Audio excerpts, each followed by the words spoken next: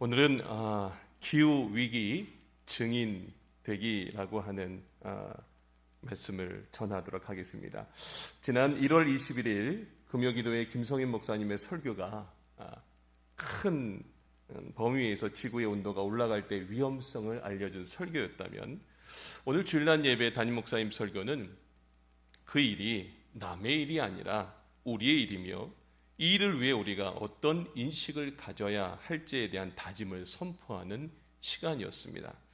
이제 그 토대 위에 사순절 7주 동안 매 주일 저녁 7가지 주제의 설교를 통해서 우리의 환경에 대한 인식의 변화를 가져오는 시간을 가질 것입니다. 이제 환경 문제, 기후 문제는 먼 나라 이야기가 아닌 당장 시급한 우리의 일, 나의 일이라는 인식의 전환이 필요합니다. 그 첫 번째 주제로 오늘 기후위기 증인되기라는 제목으로 말씀을 증거하겠습니다. 한번 우리 좀 이렇게 좀 인사했으면 좋겠습니다. 기후위기 증인됩시다 하고 서로 인사하겠습니다. 시작. 네. 여러분, 죽음은요 모든 생명에 다가오는 아주 자연스러운 것입니다. 그런데 요즘 지금 지구상의 생명체들이 자연스러운 죽음이 아니라 강제로 죽음에 처해 멸종 위기에 이르렀습니다. 혹시 기억나시는지 모르겠습니다. 2019년 호주에서 산불이 났는데 장장 5개월이 계속해서 산불이 났습니다. 그 5개월 동안 산불이 나면서 우리가 너무나 예쁘고 또 귀엽게 여기는 코알라, 또 꽁충꽁충 뛰는 캥거루가 목숨들을 잃었습니다. 그리고 삶의 터전을 잃어버렸습니다. 학자들은 이 거대한 산불의 원인을 기후변화라고 지목했습니다. 그런데 이 기후변화가 이 코알라, 캥거루에게만 영향을 미치는 일일까요? 아닙니다. 사진 한 장 보여주시기 바랍니다. 2020년 8월 폭우로 인해서 우리나라의 섬진강 제방에 그 유실이 되어서 남원의 한 마을이 완전히 물에 잠긴 사진입니다. 2020년 우리나라의 이상기후 현상이 유독 잦았습니다. 폭염 대신 폭우가 닥쳤습니다. 역대 최장기간 54일 동안 내렸습니다. 피해 양도 686mm, 역대 두 번째로 많은 장마였습니다. 과학자들은 이것이 앞으로 계속될 것으로 보았고, 이 비의 이름은 장마가 아닌 기후 위기입니다 라고 그렇게 명명했습니다. 사진 하나 좀 보여주십시오. 이제는 너무나 유명해진 스웨덴의 청소년 환경운동가 그레타 툰베리는 기후변화에 적극적으로 대처하지 않는 각국의 정상들을 유엔에서 막 질타했습니다. 우리나라에서도 2년 전 청소년들이 우리 정부도 기후변화에 적극적으로 움직이지 않는다고 헌법 소원을 내기도 했습니다. 지금 청년들은 자기 스스로를 나는 멸종위기종이야, 나는 멸종위기종이라고 그렇게 부릅니다. 우리가 2050년 탄소제로 탄소 중립을 지켜나가지 않으면 이제 2050년이 되었을 때, 이 젊은이들이 중년이 되었을 때 기후변화의 그 변화로 인해서 멸종위기에 처해질 것이라고 청년들은 생각하고 있습니다. 여러분, 이것이 그럼 청년들만 걱정해야 되는 일일까요? 그렇지 않습니다. 그동안 인류는 부지런히 환경을 파괴했습니다. 경제 성장이라고 하는 먹고 사는 문제를 우선 해결하기 위해서, 또한 우리 삶의 편리를 추구하기 위해서 전 지구적 문제를 외면해 왔습니다. 이러한 안일함이 기후 위기를 가중시켰습니다. 도표 하나를 보겠습니다. 산업혁명 이후에 이산화탄소의 배출량과 그에 따른 온도 변화의 곡선입니다. 여러분, 이산화탄소 배출량이 올라갔습니다. 왼쪽에 있는 그림처럼 갑자기 기하급수적으로 쭉 올라갔죠. 근데 지구의 온도도요 계속해서 올라가고 있습니다. 화석 연료를 사용한 지 100년이 조금 넘었는데 지구 온도가 1도가 올랐습니다. 그런데 화석 연료를 많이 사용하는 우리나라는요 1.5도가 올랐습니다. 오늘 아침에 담임 목사님 통해서 여러분 그 말씀에 대한 이해를 하셨을 것입니다. 자, 그런데 지금처럼 현 추세로 온실가스가 배출된다면 어떤 일이 일어날까요? 마크 라이너스가 쓴 6도의 멸종이라고 하는 자료를 보면 현재 지구 온도의 평균 값을 그가 이제 쭉 했는데 1도씩 오를 때 어떤 일이 일어난지를 이야기하고 있습니다. 만약에 현재 1도가 오르면 집중호우와 한파 등 기상 이후 바다의 산호가 70% 사라지고요, 10%의 생물이 멸종 위기에 있습니다. 예, 지금 우리가 그 상태에 있습니다. 자, 그런데 2도 오르면 어떤 일이 벌어지냐면 부산 낙동강 하구와 또 인천공항이 침수됩니다. 또 지중해 국가가 사막화가 되고요, 생물의 3분의 1이 멸종됩니다. 자, 만약에 평균 3도가 오르면 남아프리카 또 호주, 미국이 사막화가 이루어집니다. 그리고 아마존 열대 우림이 파괴되고요, 뉴욕과 런던이 침수가 됩니다. 4도가 오르면 어떤 일이 벌어지냐면 유럽의 중앙 온도가 무려 50도입니다. 그냥 50도에, 그리고 남극의 빙하가 붕괴가 되고요, 얼음이 필요한 모든 생물들은 이제 멸종이 됩니다. 5도가 오르면 어떻게 될까요? 북극의 온도가 영상 20도가 됩니다. 히말라야 빙하가 소멸이 되고 바닷가 도시가 멸망합니다. 6도가 오르면 어떻게 될까요? 생물의 대부분이 다 멸종한다라고 하는 보고가 저 책에 있었습니다. 여러분, 즉 지금 우리가 이야기하는 기후 위기는 그냥 우리가 날씨 때문에 살기 불편해지는 것이 아니라 우리 모두를 견디기 힘든 것으로 만들 것이라고 하는 것입니다. 그래도 그냥 야 반팔 입는 날짜가 조금 많아지는 거겠지 하면서 에어컨을 더 자주 틀어야 되나 보다 하는 정도겠지라고 생각하십니까? 그렇지 않습니다. 과학자들은요, 지구의 시스템이 버틸 수 있는 한계의 마지노선을 2050년이라고 보고 있습니다. 그 시간이 지나면 더 이상 인간이 살아남기 어려운 곳이 된다라고 보고 있습니다. 그래서 결국은 멸종하게 된다라고 하는 이야기입니다. 이 시간 저는 매체와 인터넷 각종 자료들과 또 서적들을 참고하면서 누군가에겐 낯설게만 느껴지는 기후 변화를 직접 목격하고 경험한 우리나라의 기후 증인들을 이 시간 소개하고자 합니다. 특별히 바다와 땅, 산에서 일하는 이들이 전문가는 아니지만 기후변화에 대해서 잘 모르지만 자신들이 삶의 현장에서 느끼는 기후의 증언들을 이 시간 잠깐 소개하고자 하겠습니다. 첫 번째는 바다의 증인입니다. 소라 전복 성게 실종 사건의 전말입니다. 사진 한 장 보여주십시오. 사진에 보이는 분은 김혜숙 씨는 해녀입니다. 제주도 우도에서 평생 물질을 하는 분입니다.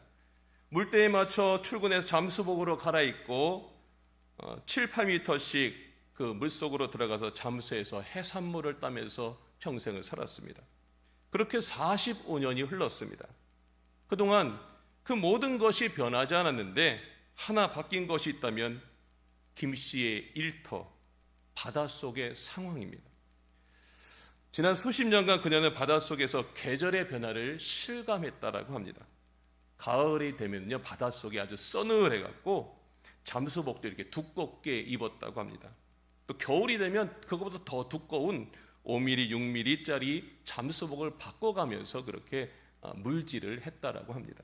하지만 요즘엔 겨울, 여름이 없는 것 같이 잠수를 한다고 합니다. 이제는 두꺼운 잠수복이 필요 없다라고 이야기합니다. 국립수산원 제주연구소의 자료를 보면요, 30년 전엔 수온이 2, 3월의 경우 13도까지 내려갔는데 올해는 무려 16도까지 올랐다고 합니다. 수중에서의 1도 변화는요, 육상에서의 10도와 맞먹는다라고 합니다. 30년간 3도의 변화는 엄청난 변화라고 합니다. 옛날에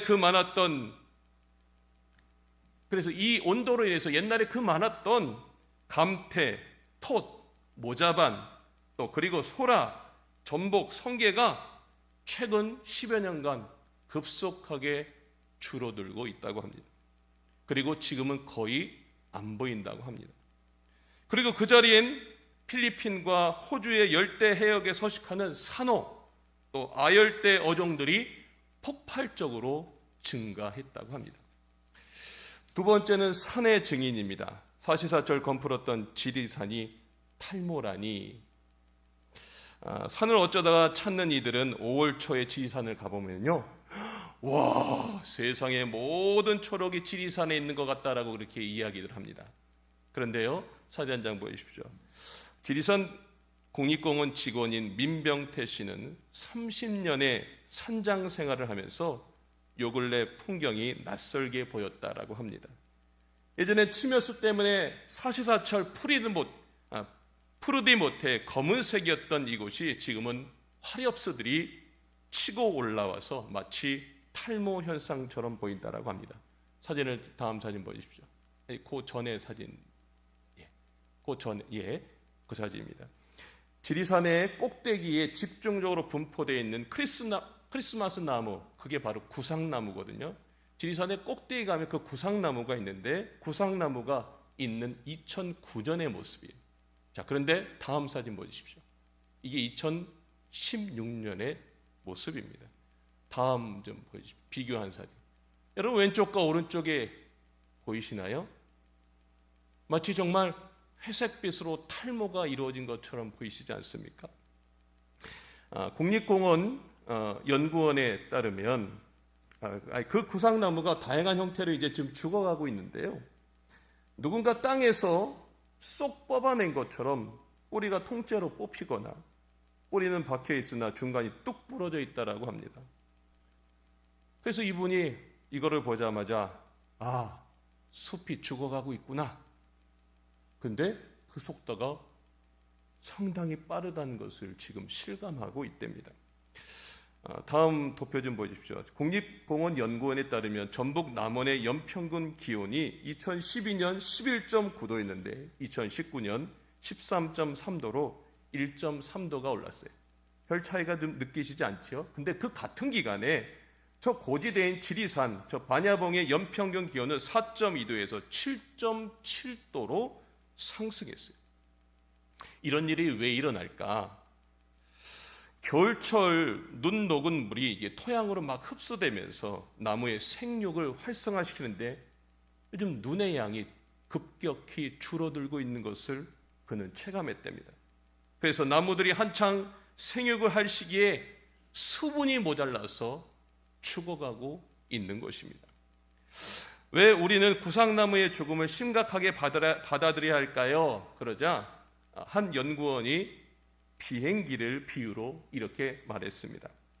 비행기를 생태계라고 비유한다면 부품 한두 개가 빠져도 날 수는 있겠죠. 하지만 중요한 부품이 사라지거나 고장나면 날 수 없잖아요. 구상나무의 고사는 단순히 침엽수에서 화렵수로 세대 교체가 되는 것이 아니라 생태계 자체가 유지될 수 있는가 없는가 하는 부분으로 봐야 합니다 라고 하는 이야기를 했습니다. 세 번째는요, 산불의 증인입니다. 건조해진 기후, 더 커지고 오래가는 산불에 대한 이야기입니다. 사진 한 장 보여주십시오. 산림청 항공본부의 김만주 산림항공과장, 지금은 산림청 중앙산림재난상황실장인데요. 이분이 13년째 산림청에서 산불이 났을 때 현장에 어디로 또 몇 대 헬기를 보내서 어떻게 불을 끌지를 모든 걸 컨트롤하는 결정하는 분입니다. 그런데 이분이 그런 말을 했습니다. 산불의 세 가지 조건은 불씨, 연료, 기상인데 제일 중요한 건 기상입니다. 왜냐하면 기상은 통제할 수 없기 때문입니다. 특별히 건조한 날씨에 부는 강풍이 가장 큰 원인입니다. 예전엔 영동 지역에 2m씩 눈이 쌓이는 건 흔한 일이었는데 지금은 눈 없이 지나가는 겨울이 있을 정도로 적설량이 훨씬 줄어들고 있고, 그래서 이것이 가장 큰 영향을 미친다라고 합니다. 한국의 강수량은요, 연평균으로 따지면 적지 않은 수준인데 여름철에만 편중돼 있어서 산불 위험이 높은 봄, 가을에는 완전히 지금 바싹 말라있는 건조한 상황인 겁니다. 그 바싹 말라있는 것에 5월 달쯤에 고온의 바람이 붑니다. 그러면 이 바싹 마른 이 건조한 땅에 높은 고온의 바람이 부니까 딱 산불이 났는데 아주 큰 불이 날, 아주 중요한 그런 조건을 가지고 있는 것이 지금 우리의 현실이라고 이야기했습니다. 그것이 2년 전 강원도 동해안의 산불이 이러한 기상 조건일 때 일어난 산불 사례라고 합니다. 산불 사진 좀 보여주십시오. 2년 전 저 산불로 인해서 민둥산이 된 모습입니다. 산불 진화 경력 13년의 베테랑 조종사가 출동했을 때 이미 불이 다 휩쓸고 간 그런 상황이고요. 뭔가 다 태우고 나서 자기가 출동했다고 합니다. 그때 느낀 게 자연 앞에 내가 할 수 있는 게 별로 없구나 하면서 무력감이 들었다고 합니다. 다음 사진 보여주십시오. 작년 4월 경북 안동의 산불은요 3일 만에 진화되었는데 이 산불로 축구장 2,700개의 규모를 태웠습니다. 1944헥타르인데요. 우리나라에서 가장 큰 내륙 산불이었다고 합니다. 아까 제가 설교 초대에도 말씀드렸던 2020년 1월 호주의 산불은요 남한보다 넓은 면적을 태운 뒤에 5개월 만에 수그러들었습니다. 그런데 그분이 이런 말을 했습니다. 한국은 국토의 63.5%가 산지입니다. 한국도 산불이 호주와 같이 장기화, 대형화될 수 있다라고 이야기했습니다. 네 번째는 땅의 증인입니다. 병들어 버린 백꽃, 굶어 죽는 꿀벌입니다. 사진 좀 보여주십시오. 전라도 나주에서 26년 차 배농사를 짓는 노봉주 씨인데요. 이분은 이런 생각을 하셨답니다. 예전엔 농사는 베테랑 농부든 초보 농부든 땀 흘린 만큼 결과가 나오는 정직한 것이라고 생각했는데 몇 해 전부터 생각이 바뀌었다고 합니다.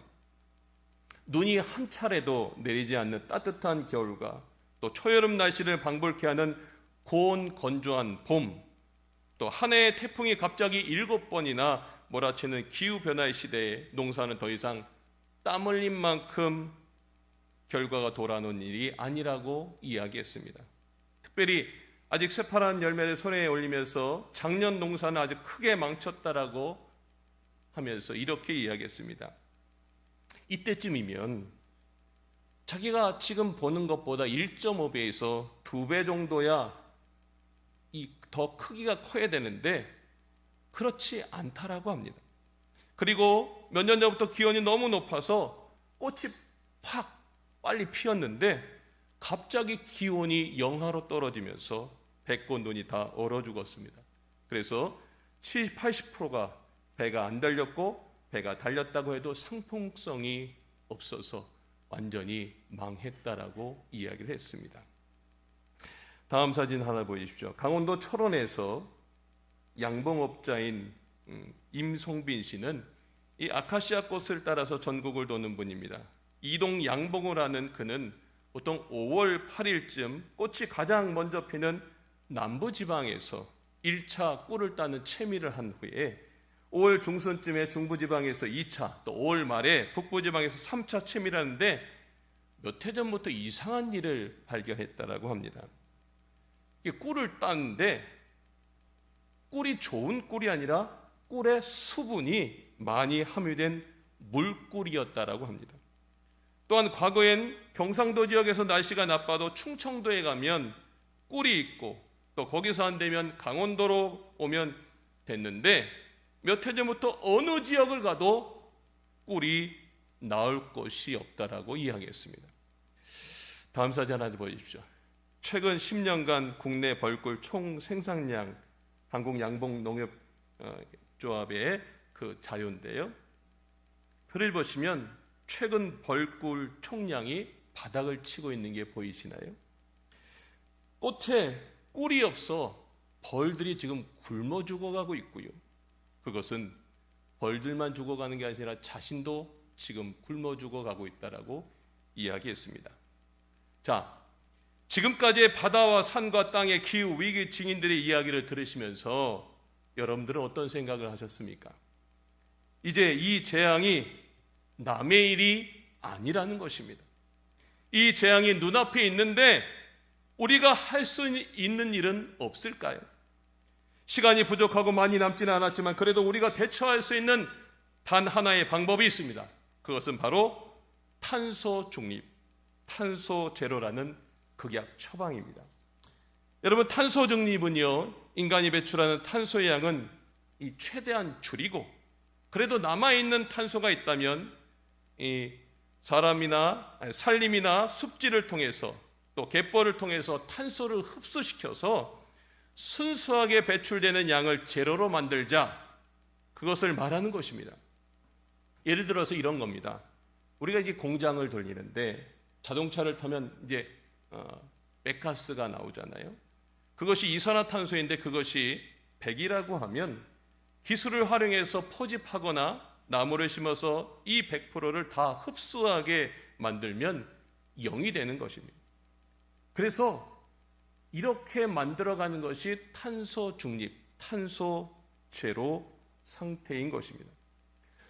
자, 이제 오늘 이 말씀들을 쭉 정리해서 오늘 우리가 읽은 본문의 말씀에 한번 우리가 이 말씀을 적용해보고 하나님의 메시지를 한번 귀 기울여 봤으면 좋겠습니다. 오늘 우리가 읽은 사도행전은 수많은 증인들이 오순절 마가의 다락방에서 성령의 체험을 받고요, 예수 그리스도의 십자가와 또 그 부활하신 그 증언의 이야기들로 가득 찬 것이 사도행전입니다. 자, 사도행전 1장 8절 말씀 우리 다 같이 한번 화면을 보시고 함께 읽겠습니다. 시작. 오직 성령이 너희에게 임하시면 너희가 권능을 받고 예루살렘과 온 유대와 사마리아 땅끝까지 이르러 내 증인이 되리라 하시니라. 여러분, 증인으로 선다는 것은 자신이 경험한 것을 그대로 진술하고 증언하는 것입니다. 사도행전에는 예수님의 제자들과 스데반, 빌립, 바울, 바나바, 실라 그 외에 많은 사람들이 복음을 전하는 증인의 역할을 감당했습니다. 그들이 복음을 전할 수 있는 사람이 아니었어요. 다 두려웠어요.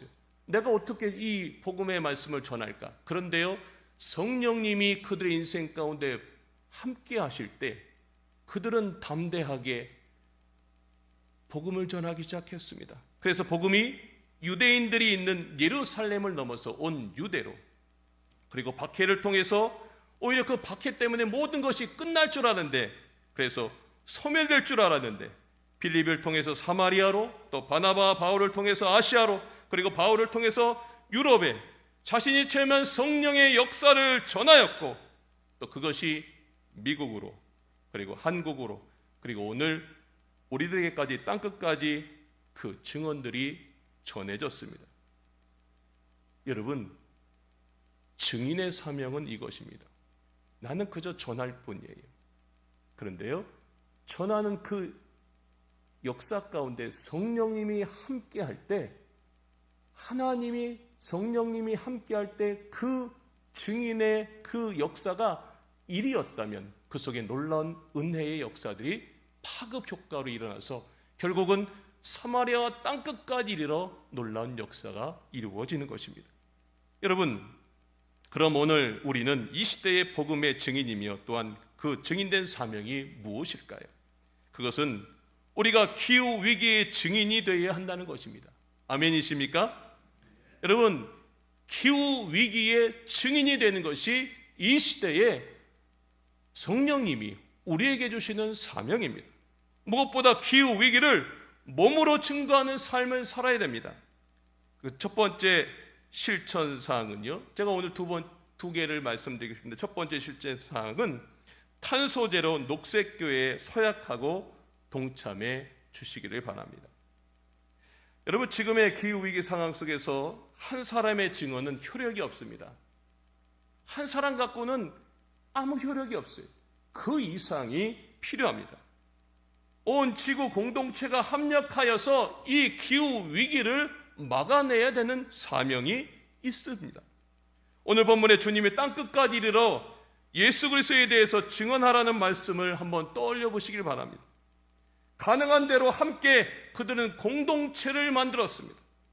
그리고 그 공동체 속에서 모여서 기도하고 또 흩어지면 전도하면서 더불어 증인의 역할을 감당했습니다. 이제 우리도 우리와 함께하는 그 공동체 속에서 증인으로서는 연습을 해야 됩니다. 그래서 우리 교회가 이제 탄소제로 녹색교회에 서약을 하고 이것을 주변에 널리 전파하며 하나님이 우리에게 주신 이 지구를 다시 살려내는 이 창세기의 말씀을 회복하려고 시작을 하는 것입니다. 오늘 아침에 정신들 없으셨죠? 막 녹색 이 후드를 입고 막 앞에 서신 분들이 막 선포합니다 했더니 뭘 해야 될까 그런데요. 여러분이 이제 뭘 해야 될까가 아니고 여러분이 이제 기후 위기의 증인이 되어 주셔야 됩니다. 여러분 개인적으로는 주변 사람들에게 이제 이 기후 위기에 대한 링크를 교회에서 보내주면 그 링크를 보내주십시오. 이 일을 왜 해야 되는지 기후 증인의 목소리도 내어주십시오. 여러분들이 만나는 속회의 사람들, 또 내가 만나는 그 선교의 사람들, 또 내가 만나는 그 모든 지인들 속에서 그 역할을 감당해 주십시오. 동시에 엘림 공동체도 8개 부서와 속회와 선교에 선포한 것을 토대로 실천해 가면서 지구를 다시 녹색으로 물들이는 증인이 되어서 이제 하나님의 놀라운 역사를 이루어가는 우리 꿈마레리 교회가 되시길 주의 이름으로 축원합니다. 두 번째 실천상은 지금부터 내가 순교하는 마음으로 실천해야 증인이 되는 것입니다. 여러분 증인이라고 하는 이 말은 헬라어로 보면 마르티스라고 하는 것입니다. 영어 성경을 보면 위트니스라고 하는데 그 위트니스의 영어 단어를 보면 그걸 보면 말터라고 하는데요. 바로 이것은 오늘 본문에 나오는 여기에 마르티스는 영어 단어 마터, 즉 순교자라고 하는 뜻을 가지고 있습니다. 여러분 증인에게는 실제로 보고 들은 것을 위험을 무릅쓰는 담대함의 순교 정신이 필요합니다. 사도 바울도 그랬고요. 바나바도 그랬고요. 모든 곳곳에 그들이 정말 순교하는 그 마음으로 땅끝까지 이르러 증인이 되려고 애썼습니다. 여러분 기후변화와 기후위기의 증인이 이 증인 이야기가 남의 이야기처럼 아직도 들리십니까? 우리의 먹거리에 또 바다와 육지의 먹거리들이 실종되어서 물가가 올라가도 남의 이야기일까요? 산림이 훼손되어서 장마철 물난리와 산불이 내 집까지 온다면 남의 일일까요? 그때가 되면 그 증언은 나의 일이 될 것이고 증언하는 것만으로는 그때는 충분하지 않을 것입니다. 지금까지 이야기했던 탄소 제로가 가능하려면 그동안의 편안하고 안락한 방식도 이제 변화를 추구해야 됩니다. 그런데 우리는 변화를 주장하지만 내가 바뀌는 것은 참 싫어합니다. 나 빼고 모두가 변화했으면 좋겠어 이런 말들을 합니다. 그런데요 기후위기라는 과제는요 나를 포함한 변화를 요구하고 있습니다. 나 빼고는 안 됩니다. 나를 포함해서 변화되어야 합니다.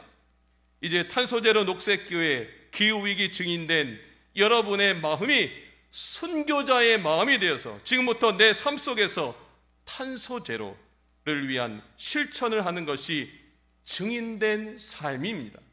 이제 탄소제로 녹색교회에 가입하신 분들에게 매일 묵상할 수 있는 자료와 그날 실천할 수 있는 것들을 여러분에게 보내드릴 것입니다. 이제 다음 주 2주차부터는 남김없이 그리고 채식하는 일을 실천하는 일에 여러분이 동참해 주셔야 되고요.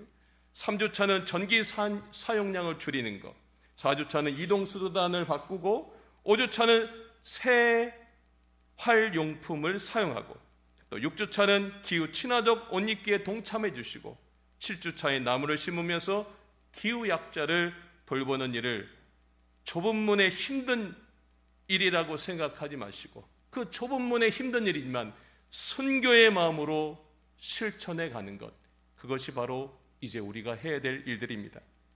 그것을 이제 여러분들이 실천해 주시고 가족과 속계 식구와 주변 지인들에게 카톡이나 문자로 전하는 것, 여러분의 삶의 자리에서 그렇게 전할 때 그것이 기후위기 증인이 되는 것입니다.